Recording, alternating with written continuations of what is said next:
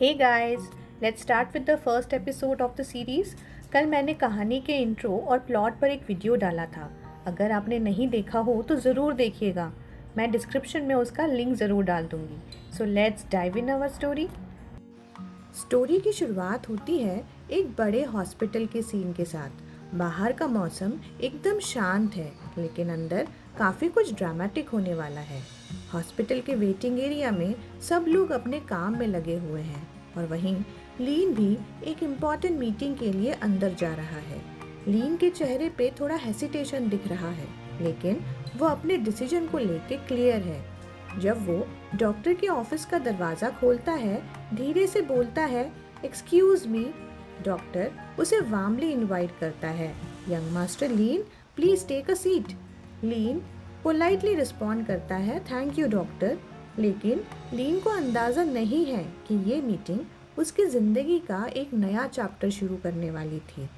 लीन ने हल्की सी घबराहट के साथ पूछा, डॉक्टर रिजल्ट्स कैसे हैं? साथ ही उसका हाथ अपने गले को छू गया, जैसे वह अपनी छुपी हुई टेंशन को दबाने की कोशिश कर रहा हो।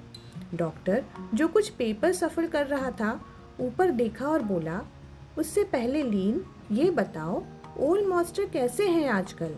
लीन थोड़ा पीछे लीन करता है और शांति से जवाब देता है, दादाजी अभी तक काफ़ी स्ट्रॉन्ग और हेल्दी लग रहे हैं, लेकिन कभी कभी उनका ब्लड प्रेशर बढ़ जाता है, पर माँ उनकी कंडीशन पर ध्यान रखती हैं। डॉक्टर ने एक डीप साय लेते हुए अपने ग्लासेस एडजस्ट किए। उनकी बातें कुछ अनईजी सी लग रही थी। समझ गया, बस ये उम्मीद करता हूँ कि टेस्ट के रिजल्ट्स उन्हें और स्ट्रेस ना दें। लीन की आवाज़ हल्की सी कांप गई और उसने कहा, डॉक्टर बस रिजल्ट्स बता दीजिए। डेस्क के एज को टाइट पकड़ते हुए डॉक्टर ने फाइनली ऊपर देखा, सीरियस एक्सप्रेशन के साथ, और बोला, यंग मास्टर आप एक ओमेगा हैं, और वो भी रिसेसिव टाइप के। लीन की आंखें डिसबिलीव में एकदम बड़ी हो गईं। क्या ओमेगा? ये कैसे हो सकता है? उसकी आवाज़ उसकी कंफ्यूजन और डिनायल को रिफ्लेक्ट कर रही थी। डॉक्टर ने एक हल्की सी साय के साथ ग्लासेस एडजस्ट किए। मैं समझता हूँ, ये लेट डिस्कवर हुआ है क्योंकि आप रिसेसिव हो। इस वजह से आप में टिपिकल ओमेगा के ट्रेट्स नहीं दिखते थे। लीन के मन में इमोशंस का तूफान था। वो बिल्कुल स्टन हो गया था। उसकी आंखें उसके डिसबिलीफ को बयान कर रही थी। डॉक्टर की काम आवाज़ भी उसे कंफर्ट नहीं दे पा रही थी। लीन, तुम्हारे केस में हो सकता है कि तुम रेयरली या शायद कभी भी ओमेगा की हीट फेसेस को एक्सपीरियंस ना करो। ऑनेस्टली ये काफ़ी सरप्राइजिंग है, क्योंकि टेरेनो फैमिली में तो ज़्यादातर लोग अल्फा हैं। नेचुरली हमने अज्यूम किया था कि तुम भी अपने सिबलिंग्स की तरह ही होंगे। ये बात लीन के लिए एक झटके की तरह थी। ये कैसे हो सकता है? डॉक्टर की आवाज़ ने उसके थॉट्स के हेस को तोड़ा। लीन, क्या तुम ठीक हो? लीन ने हल्की सी नर्वस वॉइस में डॉक्टर से रिक्वेस्ट की, प्लीज़ डॉक्टर, दादाजी की हेल्थ अभी काफ़ी डेलिकेट है। मेरी फैमिली को मत बताइएगा। मैं खुद उन्हें बताने का राइट टाइम चूज करूँगा। डॉक्टर ने उसकी बात समझते हुए एक प्रिस्क्रिप्शन उसकी तरफ बढ़ाया और बोला, ये तुम्हारी सेफ्टी के लिए है। रिसेसिव ओमेगा होने के नाते तुम्हारे एरेटिक हीट साइकिल कहीं भी डेंजरस सिचुएशन क्रिएट कर सकते हैं। ये मेडिसिन हमेशा अपने पास रखना। प्रिस्क्रिप्शन लेते हुए लीन ने हल्की सी आवाज़ में कहा, थैंक यू डॉक्टर। लीन ने हॉस्पिटल के बिल्डिंग की तरफ देखा और एक अनसर्टेनिटी की लहर उसके दिल को छू गई। मैं अपनी फैमिली को कैसे बताऊं? इतना टाइम सोचा था कि मैं कैलेट और डोमिनिक जैसा ही हूँ। ये बात उसके लिए बर्दाश्त करना बहुत मुश्किल हो रहा था कि वो ओमेगा है। उसने अपनी मुट्ठी जोर से बंद की और दिल ही दिल में सोचा, और अब पता चला मैं एक ओमेगा हूँ। एक गहरी सांस लेते हुए उसने अपने आप को संभालने की कोशिश की। द सेम, ये सब बस मेरी सोच थी और कुछ नहीं। तब से ही मुझे पता था कि मैं उनसे अलग हूँ। मेरे भाई कैलेट और डोमिनिक हमेशा स्ट्रॉन्ग और कॉन्फिडेंट लगे, जैसे उनका एक डेफिनेट पाथ हो जिंदगी में।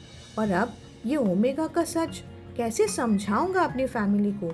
कभी सोचा भी नहीं था कि मैं इन सब चीज़ों का सामना करूंगा।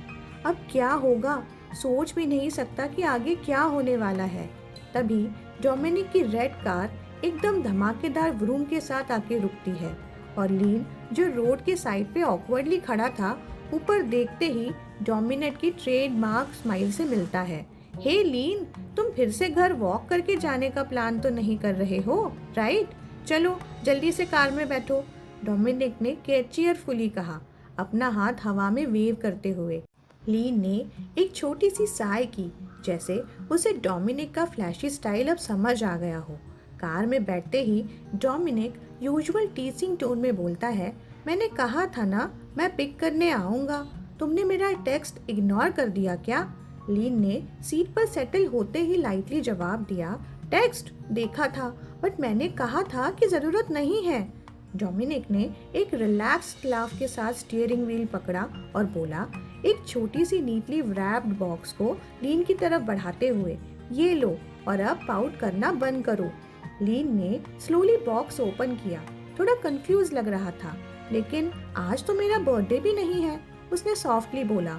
डोमिनिक एक छोटी सी ग्रिन के साथ बोला, लीन, गिफ्ट्स के लिए बर्थडे का वेट क्यों करना, लाइफ में थोड़ा मजा और सरप्राइज होना चाहिए, समझे?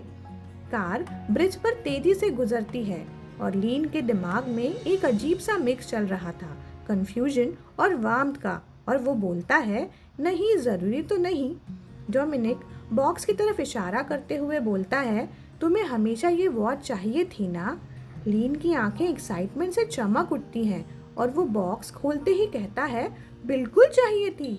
उसके फेस पे खुशी क्लियरली दिख रही थी।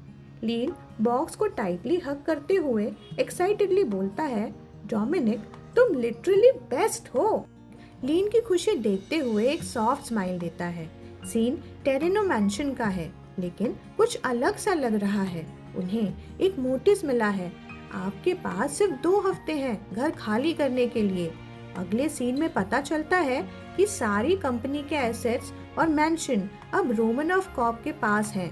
लीन की घबराते हुए बोलता है, व्हाट्स गोइंग ऑन? दादाजी का घर हमें क्यों छोड़ना पड़ेगा?